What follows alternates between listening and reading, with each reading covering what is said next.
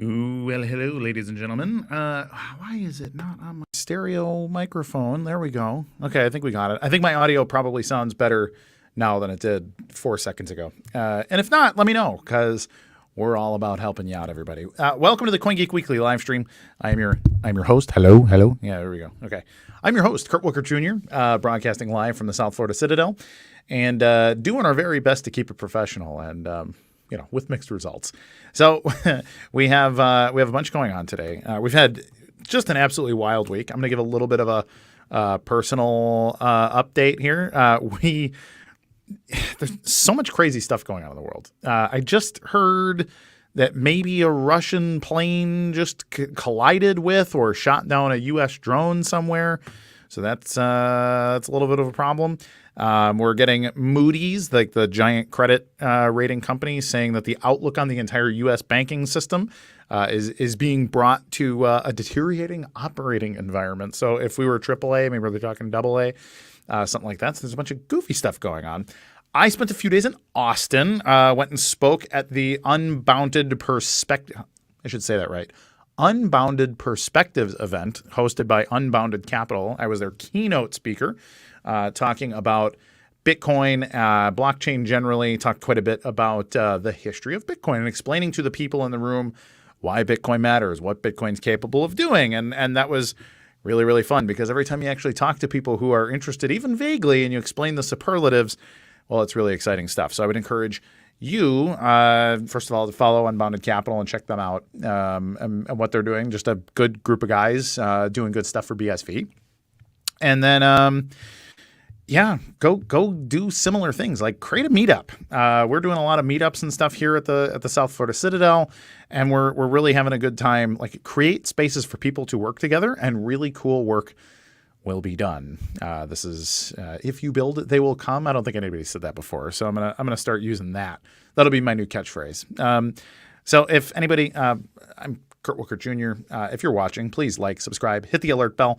If you have any questions, comments, blessings, cursings, grapes, gripes, or gropes, please put them in the troll box on YouTube or Twitter or Facebook or LinkedIn or wherever you are watching live. And if you're watching live, please share this across the socials that you're using currently and say, hey, Kurt's live on the air right now. You can ask questions in the troll box. We had to piece this show together kind of quickly because we had a little bit of who's the guest going to be, which is something we go through occasionally anyways. But we did it this time because starting in Austin, David Case, who's an old friend of mine at this point, was there, and we were talking scratch, basically talking how to scale Bitcoin, how to build better software, how to build better integrations into other things, and had a lot of really interesting conversations that have spilled or had spilled over into the weekend. And I took a little bit of a weekend myself, and then I came back Monday to another couple of people on my end had all been still working on some other stuff. And so there's a lot of intrigue going on. And I think we should probably cut to the ad. And then once we've listened to the ad, which, by the way, join us at the London Blockchain Conference in London, late May, early June. It'll be good to have you there. And then we'll come back with David Case and a super surprise guest who is not on the advertisement because we just didn't have that much time to put the ad together. So, Brandon, play the ad. We'll be right back. The best way to predict the future is to create it. And at the London Blockchain Conference, we'll help you create the future. It is the greatest challenge in the blockchain industry right now. Everyone is drowning in information and misinformation while starving for wisdom. Blockchain is the defining technology of our time. At our event, you'll gain a new perspective, but most importantly, understand how you can utilize blockchain technology. Explore and discover real utility and enterprise-grade technology built on blockchain.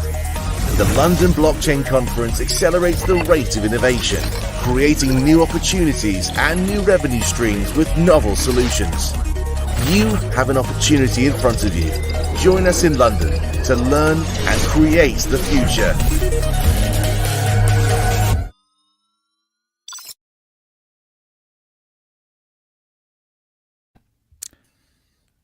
Welcome. David, you've been on the show 3 or 4 times. You've been on my other previous shows more than once, I think, too. So it's good to see you. Yeah, good to see you. Good to be here. Thank you. And then we've got a new face, not that new in the world, but Nicola Ryan Schreiber. Sorry, I'm gonna screw it up every time. Nicola Ryan Schreiber, I think, is how I was told to say it. Nick, first of all, you're muted. Second of all, welcome to the show. How you doing? Thanks, Kurt. I'm doing great. I'm happy to be here. Yeah, it's great. I actually met you at an Unbounded Capital event in I think it was New York, right? It was New York, yeah.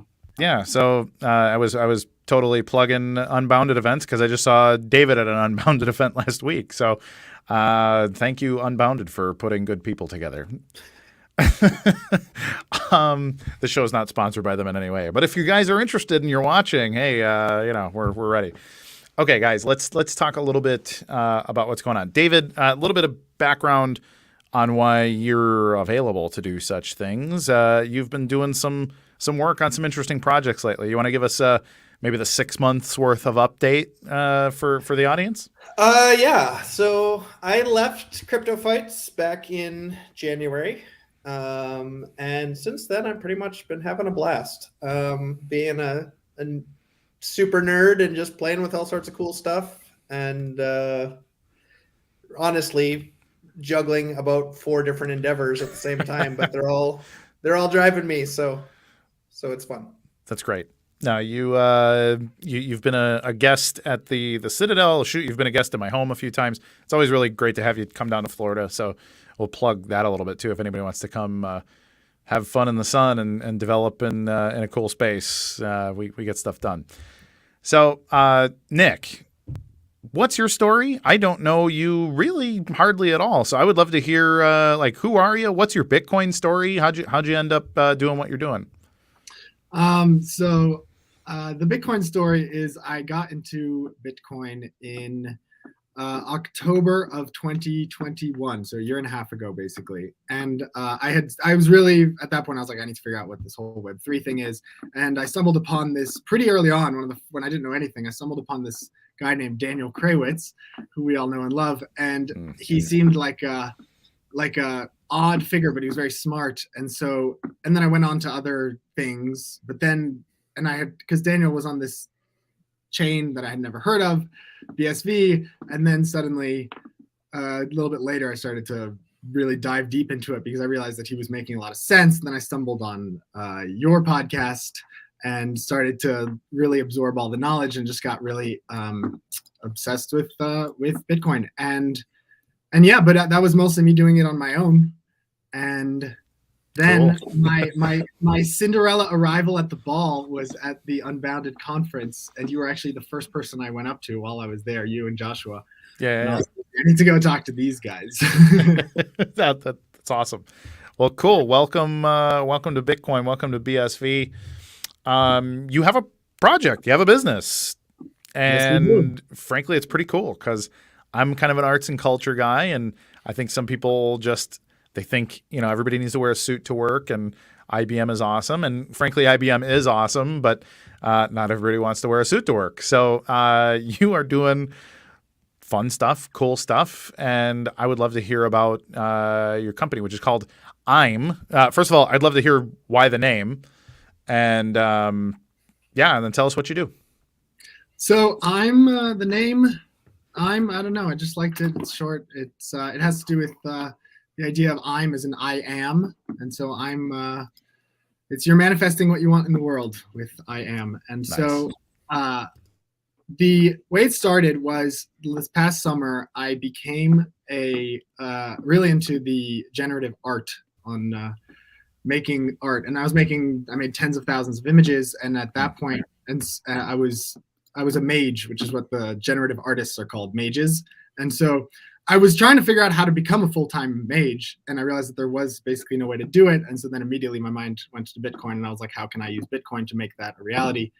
And so then Jack Liu and I linked up, and we started this company. And then since then it's grown to now 6 people, and we are working on this project. And so it's about generative art, how you can get generative art from the best mages in the world through a bounty system.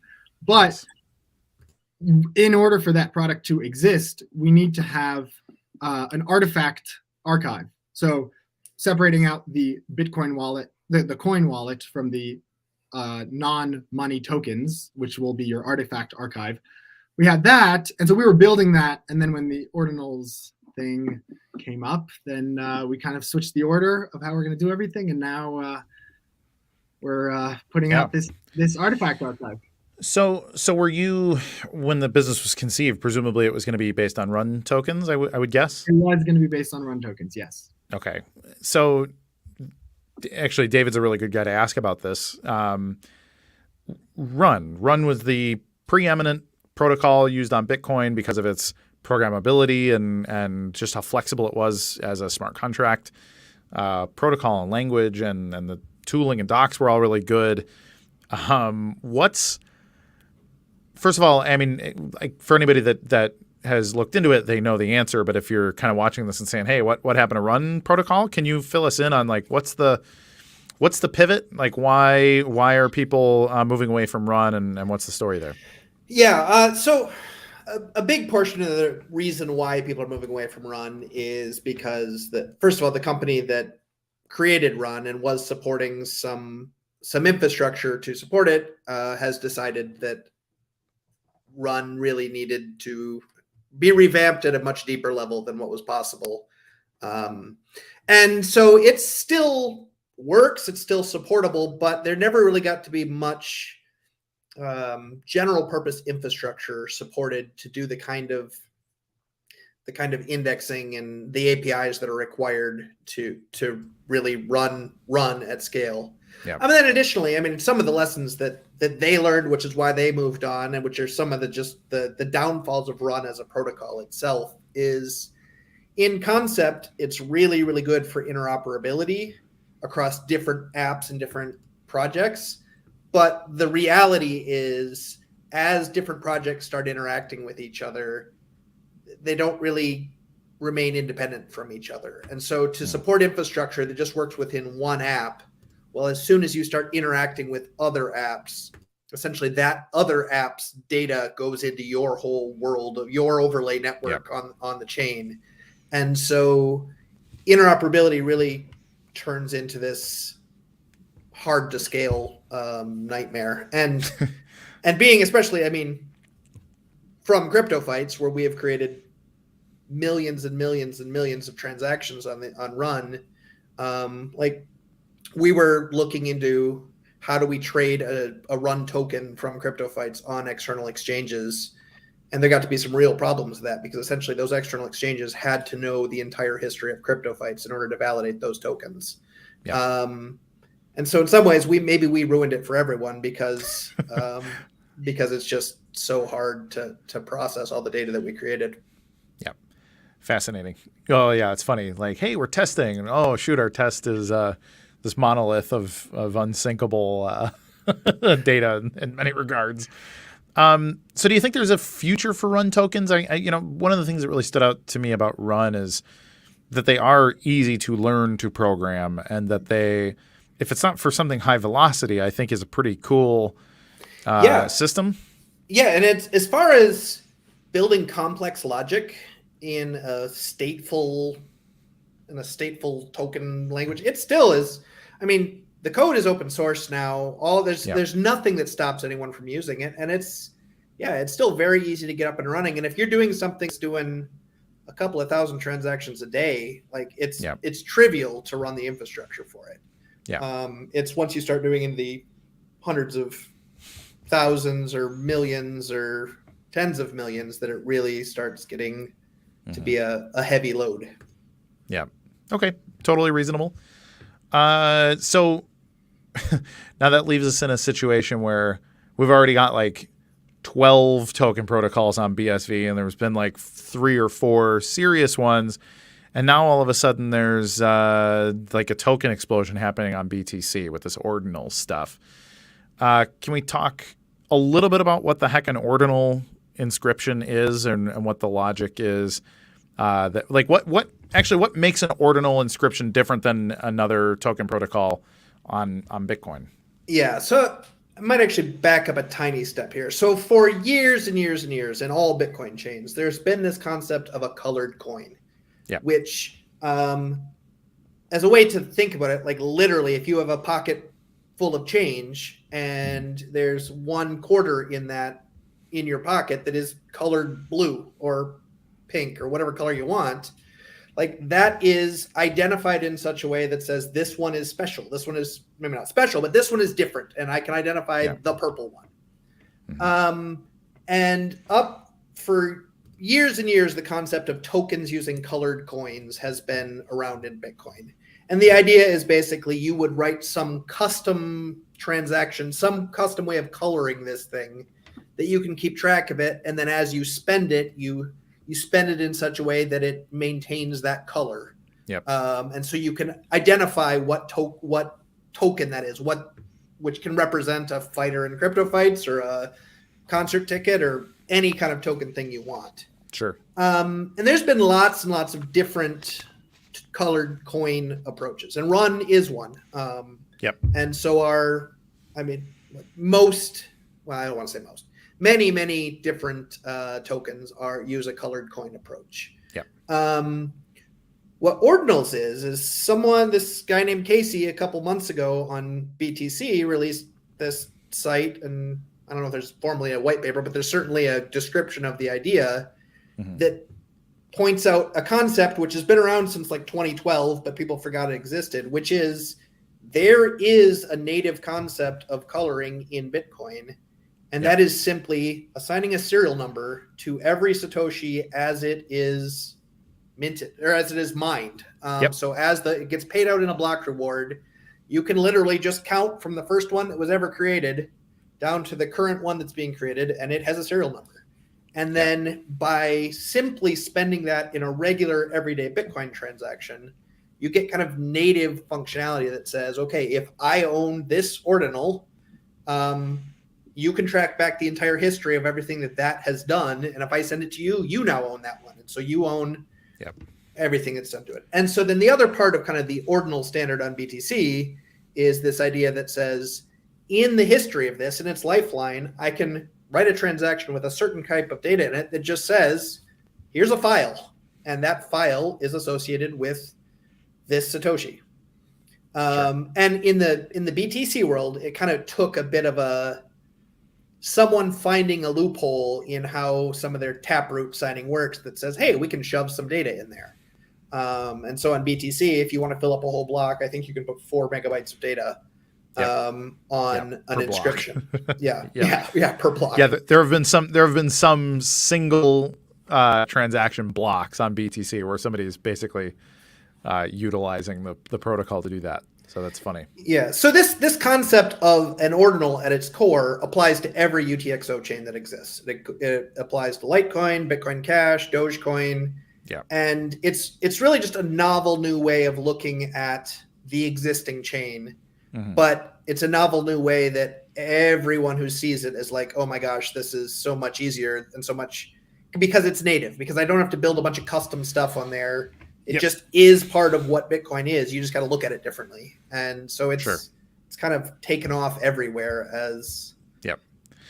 Which actually, so now that you bring that up, and we'll cut back to Nick here, because I think that there's some intrigue about that, in Run, like your Run tokens are prunable because they're in op return. And so the actual colored aspect of it, might disappear at some point. But an ordinal inscription it's a colored sat very specifically. And so I think that makes an NFT, especially like when we're talking about rare generative art, things that are provably unique, that's a fascinating extra property there. So can you tell me, how does the bounty system work in your app, and where are you pursuing like, what does customer acquisition look like? Are you looking for artists, or are you looking for art fans? Is it a both and? Like, how are you going about it? I'm really curious about your business, because I haven't heard of it until today.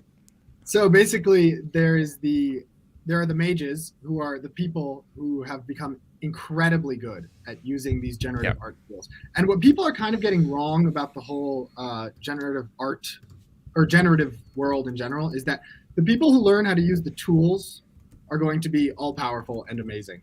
And it won't do all the work for you. You have to learn how to prompt properly. The art of crafting prompts is what it means to be a mage, and that is what brings value. And so there are a lot of people who haven't spent the time or to become quite good at this. And also you can become quite good at being a mage on ChatGPT with text, but then using art is for Midjourney, it's a totally different game. Yeah. And so if you're anyone who wants a really high quality image, you should use IME to get access to these amazing artists who are all these thousands of mages. So we connect anyone who wants these beautiful images to the basically greatest artists in the world right now, who don't have an easy way of connecting to clients, to users. Sure. Even though I have spent a lot of time making images, I'm good at making certain kinds of images, but there's lots of other things I have no idea how to do. So people are segmenting into specific genres. Specialized art mages. To actually provide a little background on kind of the specialization of that, I tried to create a company logo for my own little consulting project using Midjourney and playing with these things, and they were awful. So like there really is a skill to knowing how to get out of it quality. Yeah. And that's like fascinating. Our logo that you can see on our Twitter is that one I made on Midjourney, and that's exactly the style that I know how to do. But if I wanted to make photorealistic things, I have no idea how to do that. So I would use our platform to get a mage who's amazing at photorealism. Oh, that's incredible.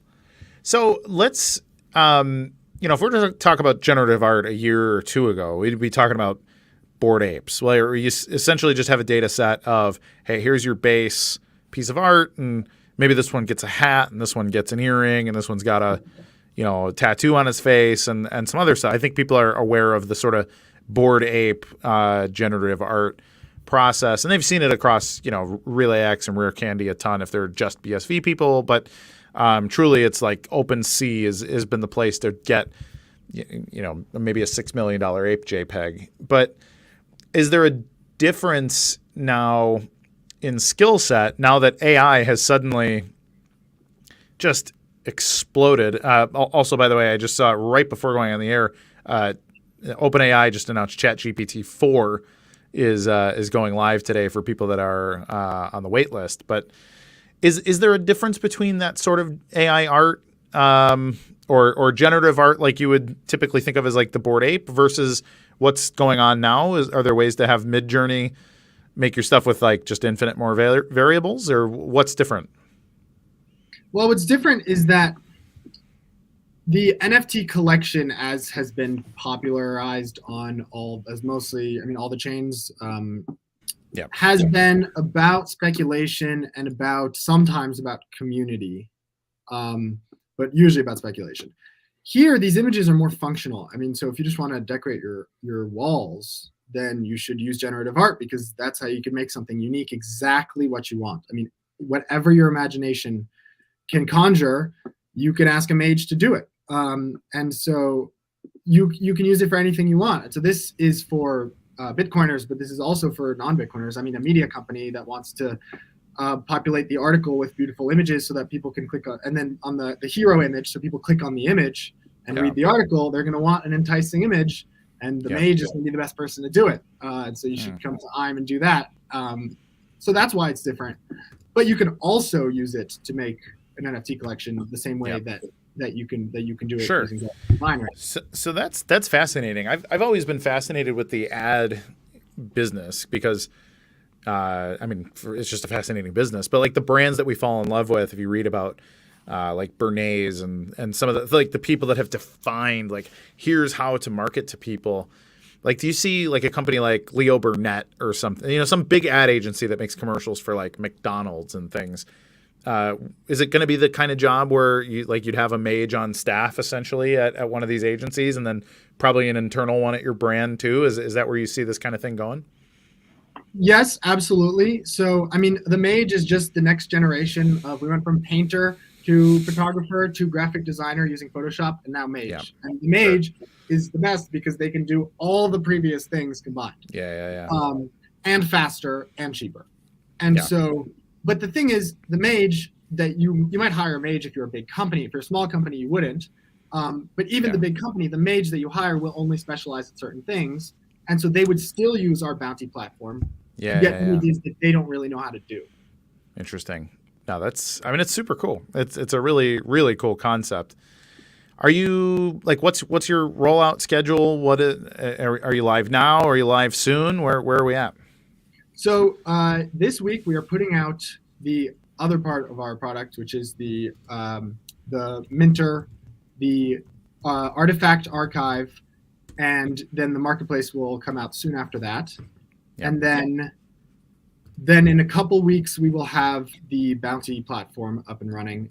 Cool. So that's our schedule. Very cool. So let's talk a little bit more about the token protocol. David and I have had a couple of some back and forths with a handful of other people. Why does BSV need another token protocol, or is this the be all end all? Does this reintroduce more token wars? Where does this leave us? Yeah, so I don't actually think it does introduce new token wars. I mean, things like why is my brain going? What's James Belding's tokenized? Jeez, oh Pete. Things like that. This doesn't really affect in any way, shape, or form. That's a whole legal business structure being applied to transfers on chain and things like that. Yeah. And something like Stas similarly may or may not really conflict with this. But again, there's like set use cases. This isn't for like, I guess I wouldn't say that. The big breakthrough, which I do think this is going to become the standard for NFTs across every UTXO chain everywhere, is just realizing this is native. It's native in what Bitcoin is. It always has been. You just need to figure out what Satoshi, the one you've got in your wallet, where that came from. And then everyone who has that in their wallet in the future has the exact same history of where did this thing come from. It's just a further step along the way. So I think it's going to revolutionize all tokens on all UTXO chains. It removes so much complexity that. Yeah. Now at the same point, something like Run that has a concept of an updatable state or state logic that can be applied. This doesn't solve that at this point. Now other things could be built on top of it that do. Sure. But this is really about, I own this asset. I can sell this asset. I can send this asset. Essentially, an asset boils down to a simple Satoshi. And so anything you can do with a Satoshi, you can do with your asset, your artifact. That's cool. Which is the first thing that you have to solve for perfectly, right? So what does it look like? I mean, like you said, Ordinal's launched on BTC, 2 months ago, something? Not even a month and a half, something like that. And then, 3 weeks later, there was Litecoin Ordinals, and then there's some Doge Ordinals. And is this one of those things where this is a flash in the pan? Or, I mean, how interoperable, given that it's a simple protocol, and I feel like this is because it's a simple protocol, there might be options for like cross-chain atomic swaps and some other things. Is that something that's relatively simple to put together, or do we need to put like a computer science department on that kind of thing? Well, I mean, I guess it's definitely possible when it comes to like locking up things on one chain and being able to unlock them at a later point in time. But that does get fairly complex, and that probably does need a computer science department or just someone to have a real novel idea of how to do it. I mean, at its base, you can't, like, because an ordinal is a BSV Satoshi or a BTC Satoshi, you can't really move it off chain. Now you can have a history trace that says, okay, this was locked up on one chain, and then there's a something on a second chain that says, okay, this was inscribed on this new chain, and you can see that it came from this other Satoshi on BSV. But there isn't really a way to move it from one chain to another as far as the Satoshi itself, because it's a BSV Satoshi. Now, having said that, in a BTC world or in a Bitcoin world, when there is unsplit coins from before 2017, there is some potentially neat things you can do there. But interesting. What exactly that is, I don't know that anyone has given a whole lot of thought to. Sure. So Craig can upload his books onto some like block 1 sats or something in theory. Yep. And he'll own it on all 4 or 5, however many chains there are of Bitcoin. Incredible. That's awesome.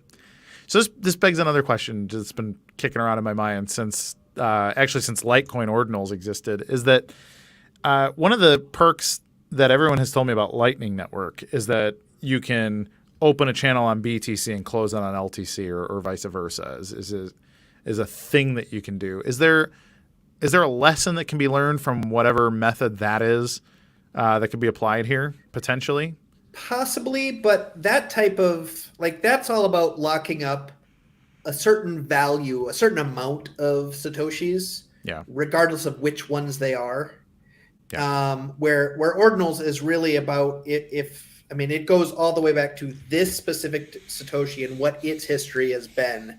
Right. So dealing with it in a fungible fashion kind of muddies the water a whole lot, because if 1,000 people put their 1 Satoshi into an output and then it pays out 1,000 different ways, well, which one went in and which one came out? And even it's at the transaction level that you actually track these things. Mm-hmm. So it could be that those 1,000 go in and get paid as the change to the miner on accident, and 1,000 new ones come out that have no relation to the other ones in history at all. So interesting. Well, that's all right. Very interesting. What other logic could be utilized here? I'm thinking about all the things that could exist, or that. Let's back up a little bit. I'm a big fan of open protocol stuff. So like all the map SV things and B protocol stuff. Some of the protocols that Unwriter started initially, and just allowing us to all interoperate. Nick mentioned Daniel Krawitz is doing the same kind of thing with like BoostPow. Should fundamentally be able to read other protocols, and you should maybe only look at the ones that have the most proof of work and that kind of thing. Does that like what we're talking about here, how interoperable are we talking about being with all this? Or does it start in a silo and hopefully move a virus across the rest of the network here? Or? No, this is actually so Luke Zachmo and I have been working on this. I've been kind of bouncing ideas off each other and keeping each other up at night with new ideas over the last week as we've been kind of mapping this out, simply because of how easily. So the ordinal itself, or the inscription itself, based on the ordinal protocol and based on what all the other chains can do, is simply saying I'm associating a file with this Satoshi. Yep. But all this 4 years of history we've built up of technological development on BSV that allows you to tag key value data and to sign data and have attestations of ownership. All of that can absolutely work in a backward compatible way. So, for example, the minter we're building with IME is like at the core ordinal protocol level, it's just about I'm associating a file. Yeah. But in so many of the other kind of NFT marketplaces in the world, there's other concept of let me put a title on this thing and let me put a description of what this thing is. So those two fields right there, like we can have a standard ordinal output and then just use op-return and use the Bitcom protocols to say, and I'm also going to put a name and a description on it. So if you were to have some sort of portability that says this can go to another chain, well, they're just going to get the image, or just going to get the file part of it. They're not going to understand the rest of it. But the file itself is exactly the same across all the chains, or as close as possible, I should say. There is different ways, like because of limits, there's different ways that you have to embed data in BTC than you do in Doge, than you do in BSV. But the core protocol around what we're doing it is essentially, it's exactly what BTC's is, but they write it in their inputs with a taproot thing where we can just put it in our output. So yeah, cutting over to BTC. A few of the major players in the ordinals over there have been the Twetch guys and the Relay X guys, and because they had all the tooling, they had the partially signed transactions and some of these lessons that have been learned in BTC or BSV that apply nicely over in BTC Ordinals. It's curious. Do you think there's anything that we can learn from that direction and apply directly to IME as a concept and how to how to implement X? Like, has it already become like an exponential growth kind of thing? And hey, there's tooling over here and over there, and we can cobble it together really quickly. Is it like more iterative that way? Kinda, maybe. Yeah, let's go with that. I think to be determined. Everything is moving so fast everywhere, and there's all these different like sub protocols. So on BTC, they're trying to figure out ways to do fungible tokens in ordinals. They're doing this name registration. So they've got people who are throwing everything at the wall. And most of it at this point, BRC20. I saw. Yeah. So most of those, it's like it remains to be seen if it ever actually takes off or can go anywhere or has any legs behind it. Mm-hmm. From a purist standpoint, I mean, as we were trying to build this out on BSV, the default assumptions in our head was we've already got all these tools to just do this. So taking the concept of Ordinal, which is kind of all Bitcoin, all UTXO based chain, and just layering our own type, our well-established B protocol and map protocol to kind of layer data on that. But as we kind of started reaching out for feedback, there was a much bigger push to say, but the protocol that being done on these other chains, like we really kind of decided that rather than deciding that it was inelegant in one way or another, or deciding that we were smarter in one way or another, kind of just decided that let's ride with exactly what they're doing. And then we can just layer our other stuff on top of it. Sure. Fascinating. Well, that's really cool. Here's a question from Alex Vidal. Can Ordinal's data inscriptions be updated, edited? Is it a very different process than what we're used to? So this kind of goes to the same types of questions about reassigning coins or whatever. Like what is on the chain can never change. So once an ordinal has been inscribed with an image, like that is always, or a file or text or whatever, that is always going to be on chain, and that is always going to be present on that. Now, how we interpret, like if someone inscribes that same Satoshi with another image, do we treat that as an update? Do we treat that as an additional image? Do we treat that as like, these are all kind of like protocol decisions outside of what's actually happening on the blockchain. So if I inscribe a Satoshi with a file, and the next transaction I inscribe it with another file, and in the next transaction I inscribe it with another file, the rules are on the wallets of like, did I update that? And so now what I have is that third file, or do I have 3 files associated with it? Well, I mean, both can be true for what's on chain. It's just a matter of how am I interpreting that? And I don't really think that, I mean, so it's like seeing the latest state is seeing the latest art. Is it maybe a good example like graffiti on top of graffiti on top of graffiti? If you want to, but it can also be you're painting 3 different walls. You're graffitiing 3 different. I mean, so it's like some of those standards of how do we interpret this multiple times. Like they've got the same issue in BTC, and there's active discussion about how that's going to work. And right now, I think they're kind of settled on it's just one inscription, but does it overwrite? Does it update? I'm actually not fully up to speed on what their discussions are, but it doesn't actually change anything for what gets recorded on the blockchain. That's just, do I have an array of files or do I have a single file that I'm updating? And we can interpret that as things kind of settle out. Makes sense. So back to IME specifically, what did it look like to work your way across a couple of different protocols? And this question is for you, Nick. I'm curious, like, what was your process as the founder here to defining your business strategy and then utilizing like blockchain generally. So utilizing blockchain generally is going to be a piece of friction.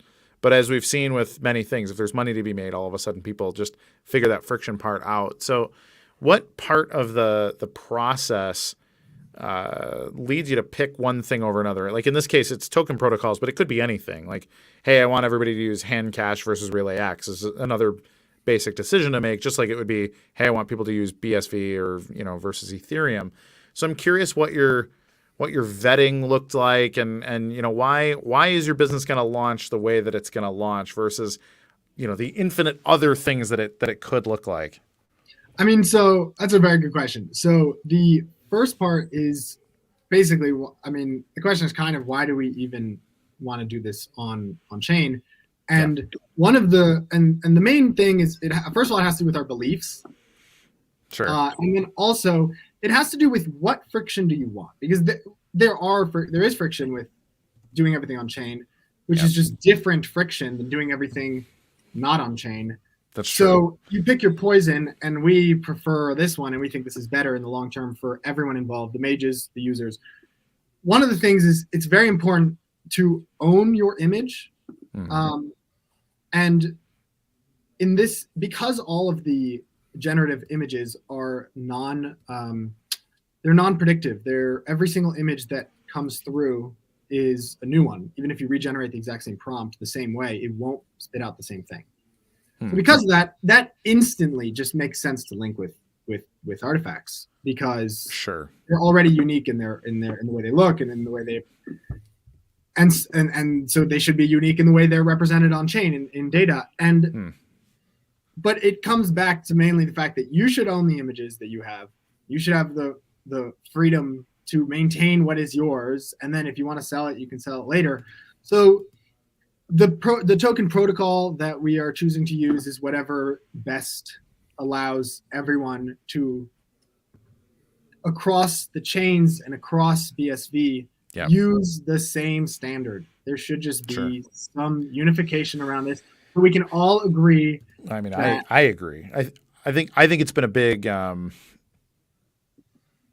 maybe not an impediment, because I think a lot of people coalesced under the chains or the coin and token protocols that they liked anyways. But I think, more so than token protocols, I think like Ethereum versus Bitcoin versus, all the other things, like siloing things across networks has been, in my opinion, a big problem. So I all that to say, like, we have like Solana, for example, has this robust NFT community, whatever that means. But, why not go to somewhere like Solana for your business? Was there a technical reason? No, I guess if you start with Krawitz and you start with proof of work and then you whatever, but so there are both technical reasons and non-technical reasons. The technical reason is that for this bounty system to work properly, we need the tokens to be cheap.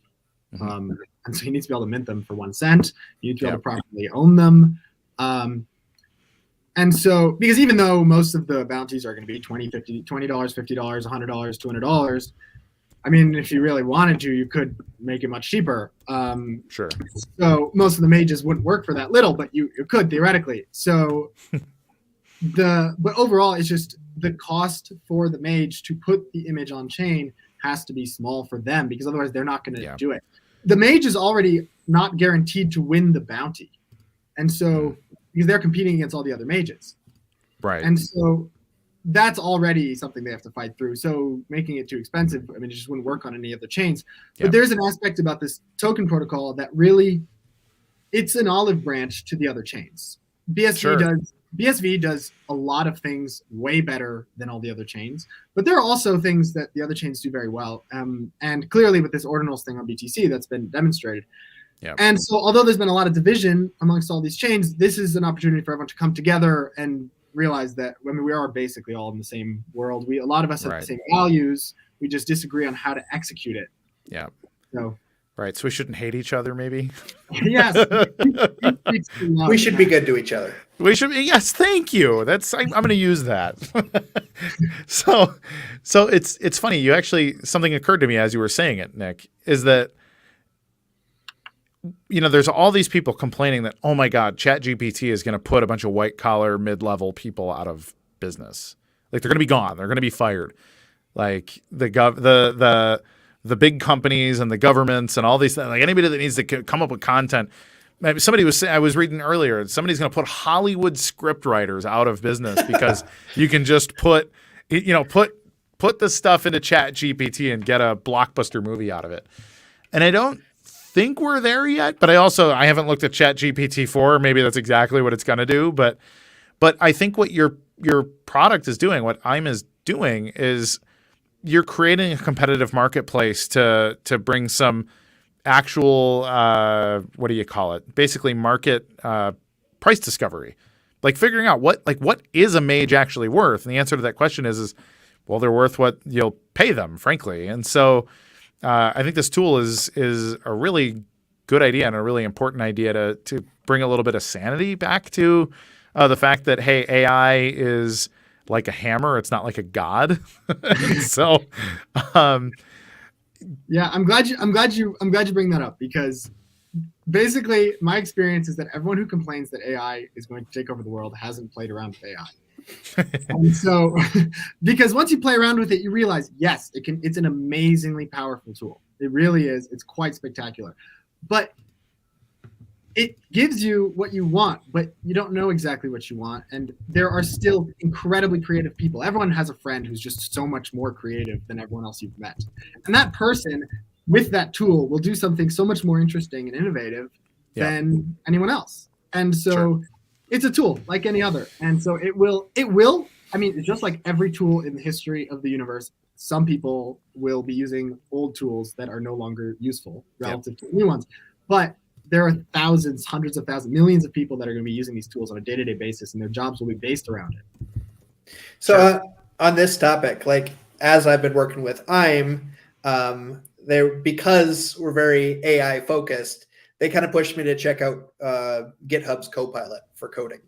Mm-hmm. And at first, I was absolutely blown away, because using Copilot, like there was a number of times where it read my mind, and it wasn't just like it grabbed some standard way of doing something. Like it put my code, the exact code I was going to write, which is not necessarily a common use case. And it just figured it out from the rest of my code and that was like, holy crap. But at the same time, there's a bunch of times where what it puts is mostly right, but you got to know where it's wrong. Like you have to understand what it's doing, because it's mostly right is wrong, very wrong. Well, it's turning you into a debugger instead of maybe just the base coder. Yeah, well, and that's also if you just accept it, because also there's a lot of times where it suggests something that's like, no, you're just wrong. That's not at all what I'm trying to do. So was it actually ingesting your code as a predicate, or what was it basing itself on? It actually does ingest my code in that same project that I'm working in. Okay. It also uses all the open source stuff on GitHub. Or all the public repos. I mean, a lot of the fine line of like, I don't know. And maybe I'm just contributing to the AI that's going to kill us all. But I don't know. You know what? If Krawitz is right, I don't know if he's said this publicly, but I had a conversation with him once about Terminator and why Terminator would never happen. And it's specifically because any good AI would realize that there's more value in just cooperating than there would be in enslavement and war. So he thinks it's so fundamentally obvious that war is a bad idea for all kinds of reasons of value creation that any good AI will just not declare war, or if it went to war, it would just be really, really quick and it'd be fast to surrender, like whenever that was the most valuable decision to make. So we just got to make it through the half-formed area where it doesn't have its right. It can't fully articulate the trade-offs. Yes. Yeah. And I mean, that's a very Krawitz idea. I mean, and the best way for the AI to cooperate is going to be on Bitcoin linking itself through output creation on Bitcoin and tokenizing things on Bitcoin. And then it'll be inevitable that we should cooperate because it's Bitcoin. So I've had this beautiful concept in my head for years, which kind of creeps me out. But as soon as you get a concept where you combine an AI that's smart enough to figure out how to make money on Bitcoin, to figure out how to pay for its own servers using Bitcoin to make itself keep existing is fascinating and kind of terrifying at the same time. Well, I mean, when linked up to a bounty system, that's exactly what would happen. No, that's exactly what happened. Like, I've created it. Yeah. Which is basically the mages. I mean, first it'll start. The mages that use the best AI are going to survive the marketplace of the bounty, and they will continue to have the money to do it. And the mages that use the bad AI will not be able to. Sure. So that begs another question. Like, if you built out this platform for bounties for all kinds of stuff, like, does it need to stop at hiring mages? I mean, there's all kinds of things that you could put up bounties for. Is that something that's a roadmap item for you, or do you want to keep laser focused on this use case? Well, we're looking at right now we're looking at mages who make images, but that will expand. I mean, mages who make audio, mages who make text, mages for whatever that could. That's potential. We'll see how it goes. We'll see what everyone wants us to do. Yeah. We'll ask Bitcoin. We'll see what everyone thinks. That's great. This reminds me of my Christian friends who are like, I'm going to give it to God, you know? And so that's awesome. Anything I've missed? Like, what else do you wish I asked you? Like, is there some huge thing that maybe isn't obvious from our conversation thus far? One thing I did want to bring up, just because we've been talking about ordinals and there is such a huge hype on other chains of ordinals, and so there is a lot of concern, I've been listening on a couple Twitter spaces, and this completely took me off guard because I'm a developer person and not a degen trade the art kind of person. Yeah. That there really is care that when this gets rolled out in a fair way, such that people who mint these can mint the first ones. So we're right now, I mean, we're very close on this, and we're essentially going to be releasing specs any day now. But from a fairness standpoint, we've actually got a kind of a novel concept of how to make this fair, which is when the spec gets released, there's going to be published with that spec a string that needs to appear in a BSV Coinbase transaction. And once that string appears in a Bitcoin transaction, that starts the counter. That 121 blocks from that point in time is when we start having the authoritative ordinals inscription number counters.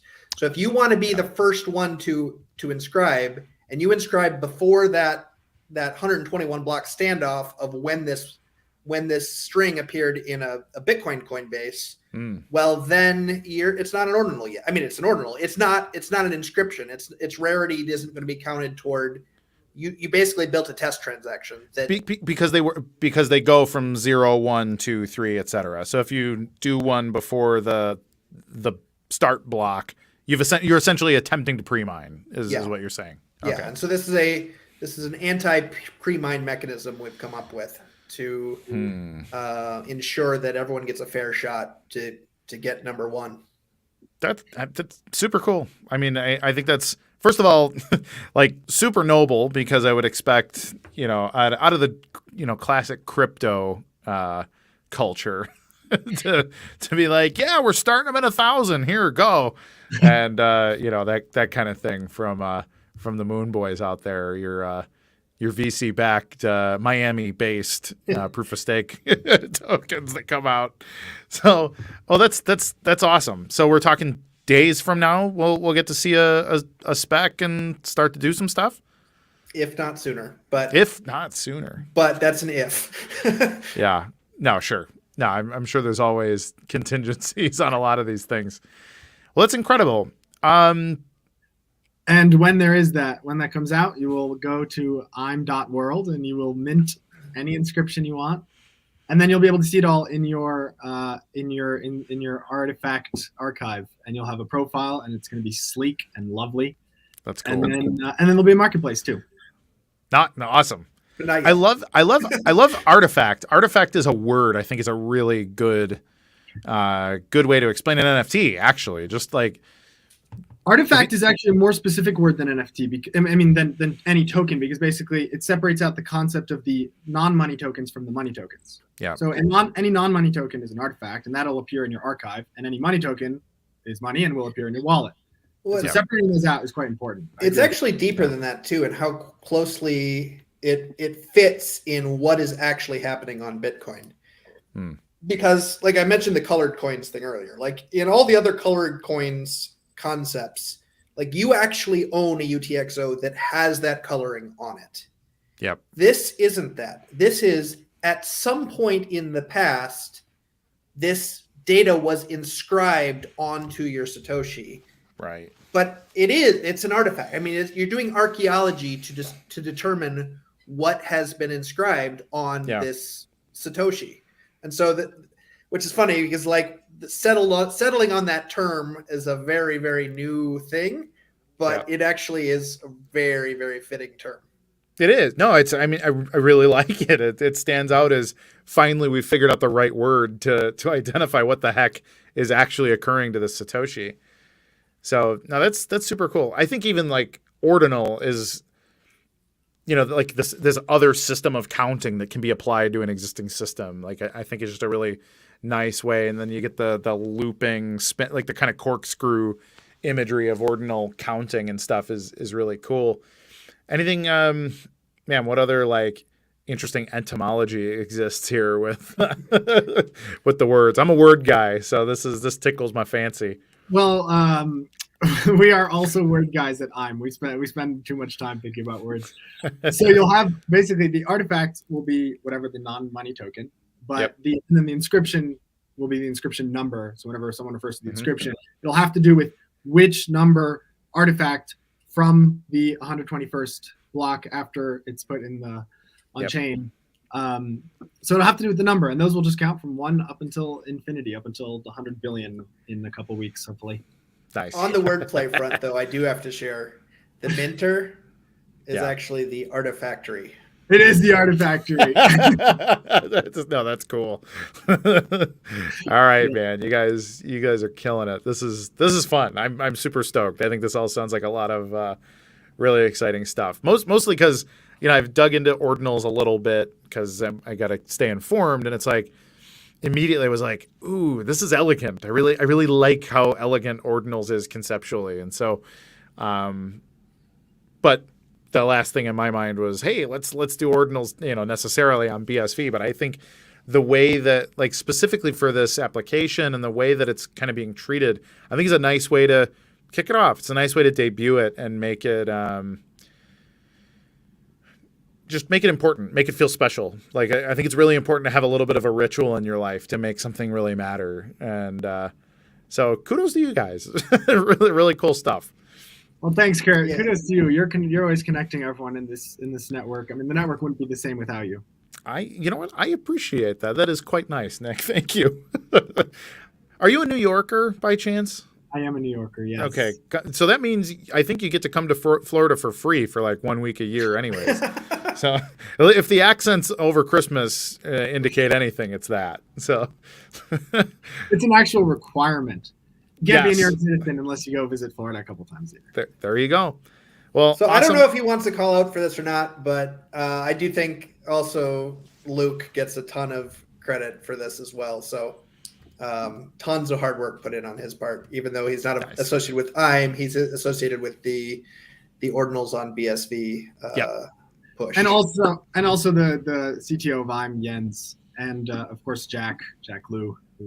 They are also eminently very, very important in the project. No, it's, you know what, being able to have good conversations, like this is what I love about the Twitter Spaces, but and also like these proof of work chats that the guys over at Powco and all of them that they're doing, like we need to be collaborating more with more things. So the fact that all these people are working on it, I think is like crucial. I think we're doing it right, gentlemen. So thank you. Thank you. All right. We'll talk soon, guys. All right. Bye-bye. So everybody, IM, It's very cool. I'm.world. So check them out. They've got a coming soon post up there. If you go to I'm Radiant on Twitter, you can see what they're up to. I imagine that's where the announcements will come. Now I got to do a little digging about this Ordinal's SV or whatever it's going to be called here. So I'm excited, everybody, and you should be excited too. I see some people asking. It's I'm AYM. It's a little play on spelling and pronunciations, which is good for everybody. So again, I'm still seeing weird reports coming by about fighter planes and drones. So hopefully World War III didn't start amid the show. And if it did, well, good luck to you, everybody. So as we wrap up, I just want to thank you, everybody who watches consistently. I see a lot of the same people that come in and they watch every episode and they say supportive things. And I really appreciate it. I really love doing the live streams. I love spending my Tuesday afternoons with you out there. I appreciate all the people that comment and the people that make all this possible. We really are maybe not a little family. I guess we're kind of big for a family, but there's a community out there that really matters. And I think it's really awesome when we can come together and collaboratively do really important things. I think it indicates health, despite the fact that we are small and maligned, and I think it's made us scrappy, and that's a good thing. I'm very excited to work with you on whatever it is you're working on out there. So everybody, thank you so much. I'm Kurt Wuckert Jr. This has been the CoinGeek Weekly Livestream. We'll be back next Tuesday at 2 p.m. Eastern Standard Time, so make sure you like, subscribe, hit the alert bell, and share this episode around to let everybody know that IM's doing cool stuff and Ordinals is doing cool stuff and everything else. And last but not least, as always, be good to each other. See you next week. The best way to predict the future is to create it. And at the London Blockchain Conference, we'll help you create the future. It is the greatest challenge in the blockchain industry right now. Everyone is drowning in information and misinformation while starving for wisdom. Blockchain is the defining technology of our time. At our event, you'll gain a new perspective, but most importantly, understand how you can utilize blockchain technology. Explore and discover real utility and enterprise-grade technology built on blockchain. The London Blockchain Conference accelerates the rate of innovation, creating new opportunities and new revenue streams with novel solutions. You have an opportunity in front of you. Join us in London to learn and create the future.